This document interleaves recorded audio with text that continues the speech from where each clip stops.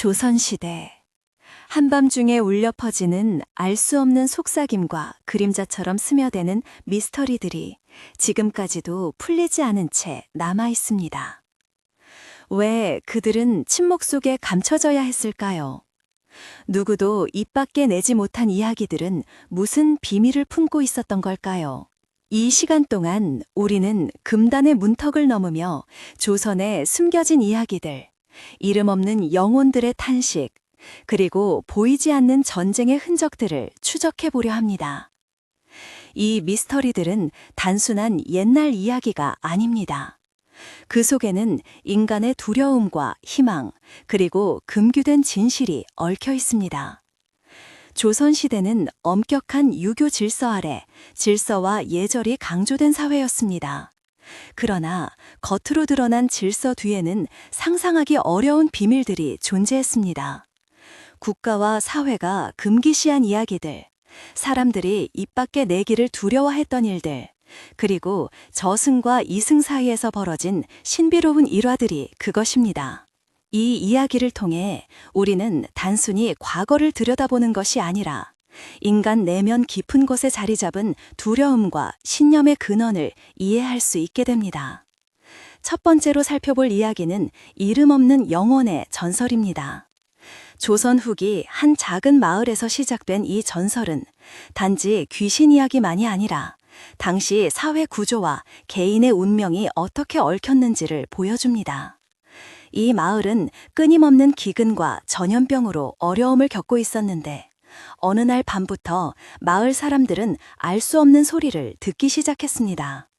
그 소리는 그저 바람 소리라고 하기엔 너무나도 생생했고 마치 누군가가 자신의 이름을 부르는 듯한 느낌을 주었습니다. 그러나 아무도 이름을 알 수 없었고 그 목소리는 점점 더 많은 사람들의 꿈속에 나타나 불안을 키웠습니다. 당시 기록에 따르면 이 현상은 1790년대 후반부터 약 3년간 이어졌다고 합니다. 마을 어른들은 이를 이름 없는 영혼이라 불렀는데 이는 제대로 된 장례를 치르지 못해 저승으로 가지 못하는 혼령이라 믿었습니다. 전염병 사망자가 많았던 탓에 많은 이들이 비공식적으로 묻혔고 그 혼령들이 원한을 품고 돌아다닌다는 것이었습니다. 조선시대 유교 장례의식은 매우 엄격했고 이것이 지켜지지 않으면 영혼이 평안을 얻지 못한다는 믿음이 강했습니다. 이 전설은 단순한 공포 이상의 의미를 담고 있습니다. 당시 사회에서는 특히 가난하거나 천민 출신인 사람이 제대로 된 장례 절차를 받지 못하는 경우가 많았습니다. 그러므로 이름 없는 영혼은 사회적 배제와 차별의 상징으로 볼 수 있습니다. 이름조차 불리지 못하는 이들의 고통과 절망이 현실로 드러난 것입니다. 그렇다면 오늘날 우리가 할 수 있는 것은 무엇일까요? 먼저 이름이라는 것이 단순한 언어 이상의 힘을 지녔다는 점을 생각해 봅시다. 이름은 존재를 확인하고 존중하는 행위이며 그것 없이는 인간으로서 인정받기 어렵다는 메시지를 담고 있습니다. 지금 여러분에게 제안하는 간단한 연습은 자기 이름 다시 부르기입니다. 하루 동안 거울 앞에서 자신의 이름을 천천히 불러보세요. 가능하다면 자신에게 긍정적인 말과 함께 이름을 부르면서 자신 존재의 가치를 인정하는 시간을 가져보는 것입니다. 이는 자기 존재를 확립하고 내면의 평화를 찾는 데 도움이 될 수 있습니다. 또 다른 예로 조선시대에는 여러 지역에서 무당이나 샤먼 같은 존재들이 있었습니다. 공식적으로는 억압받았지만 민간에서는 중요한 역할을 했는데요. 이들도 종종 이름 없는 영혼을 달래거나 퇴마의식을 치렀습니다. 이러한 무속신앙 역시 당시 사람들에게 위안과 희망을 주었으며 현실에서는 설명할 수 없는 사건들을 해석하는 방법 중 하나였습니다. 예컨대 기록에는 한 무당이 전염병으로 죽은 아이들의 혼령이 부모를 찾는다는 꿈 해몽을 해주어 가족들을 안심시킨 사례가 남아 있습니다. 당시 사람들은 이를 과학적 설명 없이 받아들였지만 심리적인 안정을 얻었고 공동체 결속에도 기여했습니다. 여기서 여러분도 직접 체험해 볼 수 있는 간단한 명상 방법 하나를 소개합니다. 눈을 감고 편안히 앉아 마음속으로 주변에서 느껴지는 소리를 듣습니다.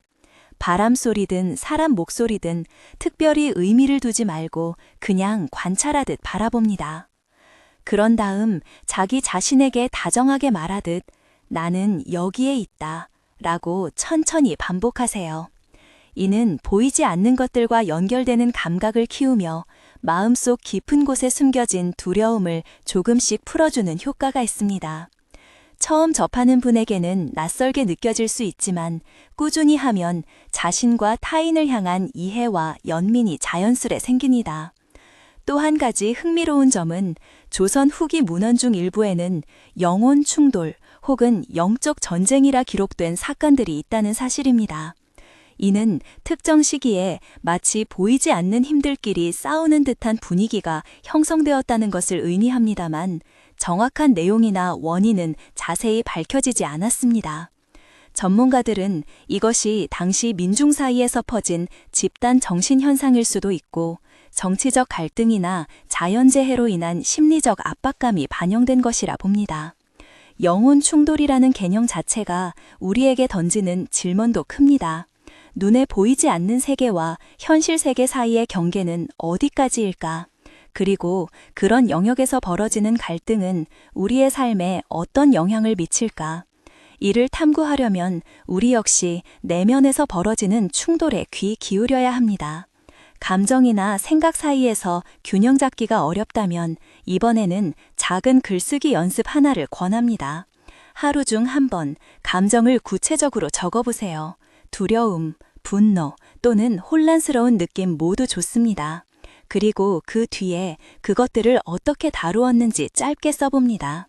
이렇게 외부로 표현하면서 내면의 긴장이나 갈등 상황을 객관화할 수 있고 나음 상태를 더 잘 이해하게 됩니다. 조선시대 이야기들은 오랫동안 입 밖에 내어서는 안 되는 비밀처럼 다뤄졌지만 오늘날 우리는 그것들을 통해 인간 본연의 모습을 엿볼 수 있습니다. 두렵고 불확실하지만 동시에 서로 연결되고 싶어하는 모습 말입니다. 앞으로 이어질 이야기에서는 이러한 미스터리가 더욱 깊어지고 복잡해집니다. 금기의 힘과 믿음 체계 속에서 어떻게 사람들이 서로 다른 방식으로 현실과 초자연 사이를 오갔는지를 따라가 볼 것입니다. 첫 발걸음을 떼며 우리는 이미 과거와 현재 사이의 경계 너머로 들어섰습니다. 조용히 숨죽인 이야기들이 이제 막 입을 열려 합니다.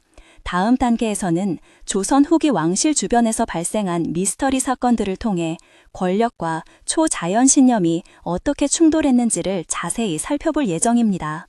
그럼 지금까지 우리가 알아본 이름 없는 영혼 이야기를 가슴 깊이 새기며 잠시 호흡을 고르고 다음 여정을 준비합시다. 숨겨진 세계와 현실 사이에서 펼쳐지는 또 다른 이야기가 곧 펼쳐질 테니까요. 조선 후기 왕실 주변에서 벌어진 미스터리는 단순한 전설을 넘어 국가의 운명과 직결된 사건으로 기록되어 있습니다. 권력의 중심에서조차 미신과 초자연적 현상이 무시할 수 없는 영향력을 행사했다는 사실은 당시 사회가 가진 복잡한 심리를 보여줍니다. 두 번째로 살펴볼 주제는 왕실의 신령 의식과 금기입니다. 당시 왕실에서는 국가 안정을 위해 신령과 조상 숭배를 매우 중요하게 여겼습니다. 하지만 공식 기록에는 드러나지 않는 비밀스러운 제사와 의식들이 있었습니다. 한 예로 18세기 중반 어느 날 한 왕세자가 이상한 꿈을 꾸었다는 보고가 있습니다. 꿈에서 그는 알 수 없는 존재에게 경고를 받았는데 그 존재는 왕세자의 이름을 부르지 않고 대신 그대의 그림자라 불렀습니다. 이 꿈은 곧 왕실 내 불길한 사건의 전조로 해석되었으며 곧이어 궁 안에서는 설명할 수 없는 화재와 질병이 발생하기 시작했습니다. 이 사건에 대해 당시 기록은 자세히 설명하지 않지만 무속인들이 개입해 영혼의 균형을 맞추려 했다는 이야기만 전해집니다. 왕세자의 꿈과 현실 사이에 있었던 연결고리는 당시 사람들에게 큰 충격이었고 권력층도 초자연적 힘을 두려워하며 조심스러운 태도를 보였습니다. 이러한 신비로운 의식들은 단순한 미신을 넘어서 정치적 목적과 결합되기도 했습니다. 때때로 권력자들은 민심을 다스리기 위해 무속인이나 도사가 권위를 부여하는 상징적 행위를 활용했으며 이는 통치의 정당성을 강화하는 데 쓰였습니다. 오늘날 우리가 이 점에서 주목할 것은 보이지 않는 권력에 대한 인간의 믿음입니다. 그것은 눈앞에 존재하지 않아도 영향을 미친다는 믿음이 얼마나 강력한지를 보여줍니다. 이를 현대적으로 적용해 본다면 우리 삶 속에서 직접 볼 수 없지만 중요한 역할을 하는 것들을 인정하고 존중하는 태도로 연결됩니다. 여기서 간단한 연습을 제안합니다. 하루 동안 자신의 일상에서 눈에 보이지 않지만 중요한 영향을 끼치는 것들에 주의를 기울여 보세요. 예를 들어 공기의 흐름, 사람들의 표정 넘어 감정, 혹은 자신도 모르게 느끼는 직감 같은 것입니다. 이를 적어보고 왜 그런 것들이 중요하다고 생각하는지 짧게 메모하면 좋습니다. 이는 무형의 가치를 인지하고 존중하는 데 도움이 될 것입니다. 세 번째로 소개할 주제는 조선시대의 영적 전쟁과 사회 갈등입니다. 앞서 언급했던 영혼 충돌 현상은 단순히 개인 차원의 두려움이나 믿음을 넘어서 집단적으로 경험된 일종의 정신적 격변이라고 할 수 있습니다. 17세기 90년대 말부터 1800년대 초 사이에 여러 지역에서 기록된 민간 문헌들에는 갑작스런 폭풍우와 이상현상이 반복되며 마치 영혼들이 싸우는 듯한 분위기가 묘사되어 있습니다. 당시 사람들은 이것을 천개의 전투라 불렀는데 인간 세계뿐만 아니라 하늘 영역에서도 세력이 충돌하고 있다고 믿었습니다. 이러한 믿음은 사회 내부 갈등이나 외부 위협이 극심했던 시기에 더욱 강하게 나타났는데요. 실제로 이 시기는 농민 봉기와 정치적 혼란이 빈번했던 때였습니다. 따라서 영적 전쟁이라는 개념은 물리적인 갈등뿐 아니라 정신적인 불안까지 반영한다고 볼 수 있습니다. 특히 한 농민 반란 지도자는 자신이 1000개의 전투를 중재하는 사명을 받았다고 주장하며 지지를 얻기도 했습니다. 그의 연설과 행동은 단순한 정치 운동을 넘어 종교적 열망과 연결되어 있었고 공동체에 큰 영향을 미쳤습니다. 오늘날 우리는 이 현상을 집단 심리학적으로 해석할 수 있습니다. 집단 내 긴장과 스트레스가 상징적인 이미지와 이야기로 표현되면서 사회 전체가 하나의 거대한 이야기 속으로 빠져들었던 셈입니다. 우리도 개인적으로 내면에서 일어나는 작은 전쟁들을 경험합니다. 감정과 논리 사이, 욕망과 현실 사이에서 균형을 잡으려 애쓰는 순간들이 바로 그것인데요. 이를 이해하고 다루기 위해서는 자기 관찰 능력을 키우는 것이 필수적입니다. 이번에는 감정을 관찰하고 표현하는 또 다른 실습을 소개합니다. 하루 동안 느낀 강렬한 감정을 떠올리고 그것을 색깔이나 이미지로 상상해 보세요. 그리고 그 이미지가 어떻게 움직이고 변하는지 마음속으로 바라봅니다. 감정을 시각화함으로써 스스로에게 더 깊이 다가갈 수 있고 복잡한 감정도 조금씩 정리할 수 있습니다. 두 번째와 세 번째 주제를 통해 우리는 조선시대 사람들이 초자연적인 세계를 통해 현실 문제를 해석하고 대응했던 방식을 알게 되었습니다. 그들의 신념 체계와 사회 구조가 어떻게 얽히고 설켜 있었는지 이해하면 오늘날에도 보이지 않는 힘이 우리 삶에 어떤 흔적을 남기는지 고민해 볼 수 있게 됩니다. 다음 단계에서는 이러한 미스터리가 더 확장되어 조선 말기 사회 변화 속에서 펼쳐진 또 다른 비밀들을 파헤칠 것입니다. 변화와 혼돈 속에서도 사람들이 무엇을 두려워했고 무엇에 희망을 걸었는지를 추적하는 여정이 계속됩니다. 숨겨진 이야기가 풀리는 순간마다 우리는 과거와 현재를 잇는 다리를 건너고 있는 것입니다. 잠시 호흡을 가다듬고 다음 이야기에 귀 기울일 준비를 해봅시다. 조선 말기, 변화의 바람이 거세게 몰아치던 시기에 또 한 가지 주목할 만한 현상이 있었습니다. 바로 금기의 말과 그것이 불러일으킨 사회적 파장입니다. 이전까지는 입 밖에 내지 말라 강하게 경고받던 이야기들이 점차 사람들의 입에서 흘러나오기 시작했고 이로 인해 보이지 않는 긴장이 사회 전반에 확산되었습니다. 이 현상은 단순한 소문이나 미신을 넘어서 조선 말기의 정치적, 사회적 변동과 깊게 연결되어 있습니다. 금기의 말이란 사회나 권력이 금지하거나 억압하려 했던 특정 주제나 진실을 뜻합니다. 예를 들어 왕실 내부의 비밀이나 권력자의 부정행위 혹은 금지된 신앙과 의식에 관한 이야기들이 이에 해당합니다. 이러한 이야기는 공식 문서에는 남지 않고 구전으로만 전해졌기에 진위 여부를 확인하기 어렵지만 여러 민간 기록과 일화들이 당시 사람들의 불안과 저항의식을 반영하고 있습니다. 한 기록에는 어느 농촌 마을에서 소문이 퍼지면서 주민들 사이에서 갈등이 커진 사례가 나옵니다. 그 소문은 왕실 고미 관리의 부패와 관련된 것이었는데 주민들은 이를 입 밖에 내면 큰 벌을 받을 것이라 두려워하면서도 진실을 알리고자 했습니다. 이중적인 감정은 결국 비밀스러운 모임과 암호 같은 대화 방식을 만들어냈고 마치 보이지 않는 영적 전쟁처럼 공동체 내 긴장을 증폭시켰습니다. 금기의 말을 다루는 데 있어 당시 사람들은 다양한 신체적 행동이나 상징을 통해 자신의 생각을 표현했습니다. 예를 들어 손가락으로 특정 모양을 만들거나 특정 노래를 부르는 식으로 메시지를 암호화했습니다. 이는 서로를 보호하는 동시에 진실을 공유하는 방법이었으며 오늘날 우리가 비밀 코드나 숨겨진 언어로 소통하는 것과 닮아 있습니다. 이제 여러분께 제안할 연습은 감춰진 진실에 대한 자기 탐구입니다. 하루 동안 자신이 불편하거나 숨기고 있는 생각이나 감정을 떠올려 적어보세요.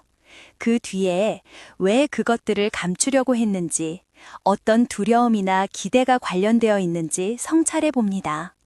이렇게 숨겨진 내면의 목소리를 인식하는 것은 자기 이해와 성장의 중요한 첫걸음입니다. 이처럼 조선시대의 금기와 미스터리는 단순히 과거의 이야기가 아니라 오늘날에도 우리 내면 깊숙한 곳에서 계속되는 투쟁과 닮아 있습니다. 마지막으로 이 시대 미스터리들이 우리에게 남긴 가장 중요한 교훈은 보이지 않는 세계와의 끊임없는 대화라고 할 수 있습니다. 눈앞에 보이는 현실뿐 아니라 그 이면에 존재하는 심리적, 영적인 영역까지 아우르며 인간 삶의 복잡성을 이해하게 합니다. 이 모든 이야기를 통해 우리는 세 가지 큰 흐름을 볼 수 있었습니다. 첫째, 이름 없는 영혼들이 말해주는 사회적 배제와 인정 욕구. 둘째, 권력과 신앙이 맞물린 초자연적 의식과 믿음. 셋째, 금기된 이야기가 드러내는 개인과 공동체 내부의 긴장입니다. 이러한 흐름은 각기 다른 모습으로 나타났지만 결국 인간 본성의 근원적인 질문, 누구이며 무엇을 믿는가로 귀결됩니다. 조선시대 사람들은 두려움 속에서도 희망을 찾아내고 알려지지 않은 세계와 소통하며 자신만의 방식을 만들어갔습니다. 오늘 우리 역시 보이지 않는 영역과 끊임없이 마주하고 있습니다. 과학과 기술이 발달한 시대에도 인간 정신의 깊이는 쉽게 풀리지 않으며 때론 미스터리로 남아 우리를 사로잡습니다. 그러므로 삶에서 중요한 것은 두려움에 갇히기보다 그 미지 앞에서 열린 마음으로 나아가는 자세일 것입니다. 겉으로 드러난 것만 믿기보다 눈에 보이지 않는 내면과 세상까지 품으려는 노력에서 진정한 성장이 시작됩니다. 여러분께 마지막으로 드리고 싶은 이야기는 미스터리를 받아들이는 용기입니다. 답이 없는 질문 앞에서도 멈추지 않고 계속해서 묻고 탐색하는 것이야말로 삶을 풍요롭게 하는 힘임을 기억하세요. 우리 모두 각자의 이야기 속에서 이름 없는 영혼처럼 잊혀진 부분들을 찾아내고 감춰진 진실들과 조용히 대화하며 성장할 수 있습니다. 끝없이 펼쳐지는 신비로운 세계와 마주하되 흔들리지 않는 중심을 잡고 앞으로 나아가는 여러분의 걸음을 응원합니다. 조선시대 미스터리들은 단순한 옛말 이야기가 아니라 지금도 우리 안에서 계속되는 이야기입니다. 그 속에 담긴 인간 본연의 모습과 연대감은 시간을 넘어 지금 여기에서도 빛나고 있습니다. 그 빛을 따라가다 보면 결국 우리는 자신만의 답을 찾게 될 것입니다. 그것이 바로 삶이라는 이름 아래 펼쳐지는 가장 오래된 미스터리가 아닐까요? 오늘 여러분과 함께 걸어온 이 여정이 마음 한켠 깊은 울림으로 남기를 바라며 여기서 이야기를 마칩니다. 감사합니다.